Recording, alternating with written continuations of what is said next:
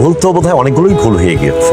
অনেক ভুল না হলে হয়তো জীবন আরো অনেক স্মুথ হতে পারতো বা আরো একরকম হতে পারতো। যখন আমরা বুঝে যাই যে এটা আমার ভুল, নিশ্চয়ই মানুষ জেনে শুনে তখন আর ভুলে জড়াতে চায় না। জীবনের ঢাকা সিনেমার জনপ্রিয় অভিনেতা শাকিব খান জানিয়েছেন তার জীবনের নানা সিদ্ধান্ত ও ভুল নিয়ে খোলামেলা জানিয়েছেন এক সাক্ষাৎকারে। অতীতের কিছু ভুল নিয়ে আক্ষেপের কথাও জানায়। সাক্ষাৎকারে শাকিব খান বলেন, জীবনে অনেক ভুলই করেছি, যা করা ঠিক ছিল না। তার এই বক্তব্যের পরে আলোচনায় এসেছে অভিনেতার অতীতের জীবনের নানা ঘটনা ও সিদ্ধান্ত। দৈর্ঘ্য চলচ্চিত্র ক্যারিয়ারে পেয়েছেন শাকিব খান সাফল্য, তেমনি বিভিন্ন সময়ে ব্যক্তি জীবন নিয়ে অনেক আলোচনা সমালোচনার মুখোমুখি হয়েছে।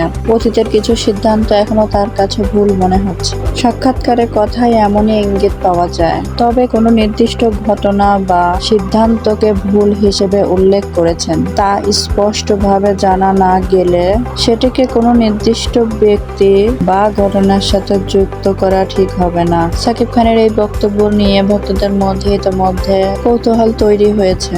অভিনেতা তার জীবনের কোন অধ্যায়ের কথা বলেছেন, এখন সেটি হয়েছে আলোচনার বিষয়।